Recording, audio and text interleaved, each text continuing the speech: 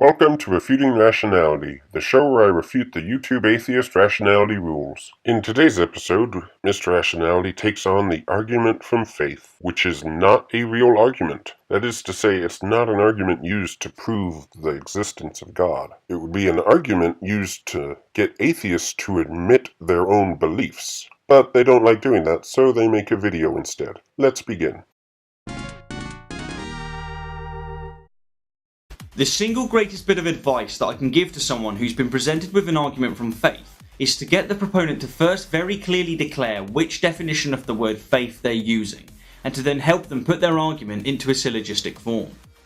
The reason for this is because the word faith means many things to many people, and if we want to effectively communicate with one another, which is the very point of rational discourse, then we simply must make sure that we first understand each other by ensuring that we're using the same language and definitions. And so, let's start by putting a few of the most relevant definitions on the table. A first is a particular religion, as in, he has a Christian faith, or my faith is Hellenic polytheism. A second is a strongly held belief, as in, I have a strong political faith, or I have faith that Floyd Mayweather will defeat Conor McGregor. A third is belief in the reliability, truth, or ability of something or someone, which is actually the definition of the word trust. As in, I have trust, I mean faith, in the scientific method. Or, I will walk across this bridge because I trust, I mean have faith that it will support my way. And while we're on the topic of trust, a fourth definition is trust or confidence in a person or thing. As in, I'm putting my faith in you. Or, I have faith that the fire alarm will go off in the event of a fire. And a fifth is belief without sufficient evidence, and often in the face of overwhelming evidence to the contrary. Or, as Matt Dillahunty puts it, the excuse people give when they believe something and don't have a good reason. Or, as Aaron Ra puts it, the belief that if you believe something hard enough, then reality will somehow change, that you can wish things to happen. As in, I know that Xeno exists because I have faith. Or, I have faith that when I die, I will be consciously reunited with my loved ones. And thus the straw man begins. That last one is not the definition of faith, that is the definition of blind faith, which nobody would purposely use in describing their own beliefs. He was doing so well until that last one. He could continue to list more definitions, but honestly, there's no need. The point has been made. There are many definitions of the word faith, and people frequently use them interchangeably, which makes them extremely susceptible to committing equivocation fallacies. And that, good sirs and ladies, is the primary flaw with arguments from faith. They're quite simply the embodiment of the equivocation fallacy. An equivocation fallacy occurs when an argument alternates between two or more different definitions of a word or term throughout its premises in order to achieve its conclusion, and thus it renders its conclusion invalid. For example, trees have branches. My bank has branches all over the world. Therefore, my bank is a tree. In this case, during premise 1, we're using a definition of the word branch that is, a part of a tree which grows out from a trunk or from a bough. Whereas in premise 2, we're using a definition of the word branch that is, one of the offices or groups that form part of a large business organisation. And hence, we can't conclude that my bank is a tree, because in doing so, we're equivocating the word branch. Now, in the case of arguments from faith, the equivocation fallacy isn't always as easy to spot, and that's why I recommend that you help the proponent put their argument into a syllogistic form. For example, if a proponent was to assert that you have faith in science like they have faith in God, you could lay out their argument as follows. Alice has faith that science works, like Robert has faith that God exists, and therefore both Alice and Robert have faith. From here, you can point out that they are, either consciously or unconsciously, using a definition of faith that is, belief in the reliability, truth, or ability of something or someone during premise 1, but a definition of faith that is, belief without sufficient evidence, and often in the face of overwhelming evidence to the contrary during premise 2, and hence their conclusion is invalid. Their bank isn't a tree. Now it's worth noting that, in response to this, they might insist that you're wrong, and that they're actually using exclusively the first definition throughout their entire argument.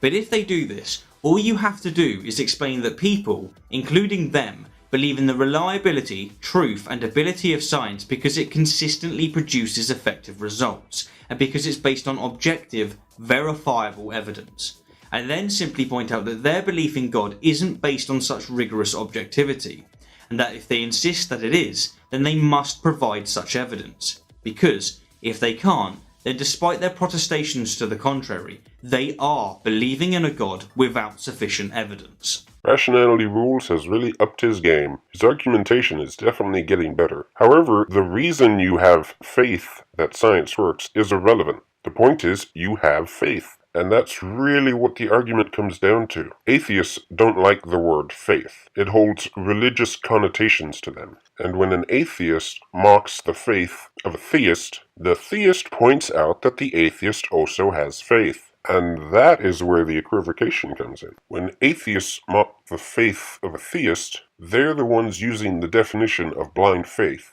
but neglecting to actually call it blind faith. And they end up equivocating it with the true definition, which the theist uses the true definition, which is synonymous with trust. But of course, to be thorough, let's also provide some evidence for God. Atheists expect evidence for God, therefore God exists. Any presuppositionalists who are watching this will know what I mean. Obviously, there are a few missing premises in that. Just look up the transcendental argument and make sure you get it from a creationist. Those atheists tend to strawman a bit. I won't actually give all the evidence in this video because I want to stay on point. Moving on, let's look at another argument from faith. A proponent might say that you have faith that the Earth is 4.5 billion years old, in just the same way that they have faith that the Earth is less than 10,000 years old, which syllogistically would go as follows. Alice has faith that the Earth is 4.5 billion years old, like Robert has faith that the Earth is less than 10,000 years old, and therefore both Alice and Robert have faith.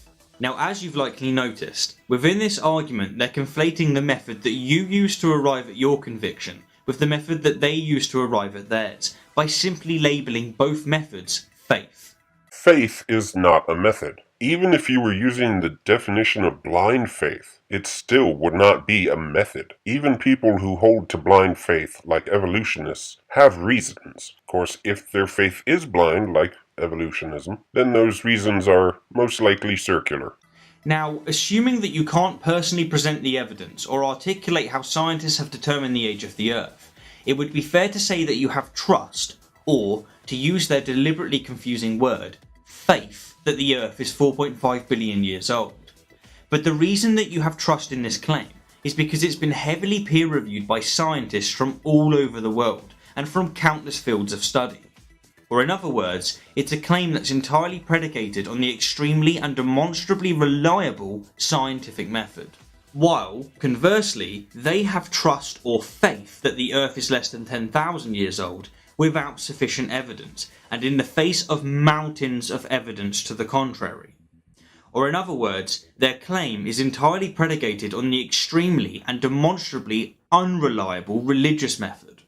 There is no such thing as the religious method. There is a historical method, that is, objectively studying history, such as the history written in Genesis. And what he fails to recognize is that knowledge acquired through the scientific method is also subject to interpretation. A lot of the evidence that is claimed to point to a 4.5 billion year Earth has been very badly misinterpreted. But that's not what this video is about, so we'll move on. And finally, I want to very briefly tackle a particular definition of faith that's sometimes used by Christians. In Hebrews 11:1, faith is defined as the substance of things hoped for, the evidence of things not seen.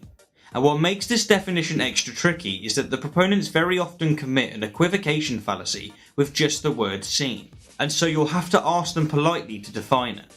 If they define it to mean to discern or deduce mentally, then they're unwittingly redefining the word faith to literally mean understand, which is a disingenuous and confusing move that can be best exposed by presenting them with several sentences with the word understand replaced with the word faith.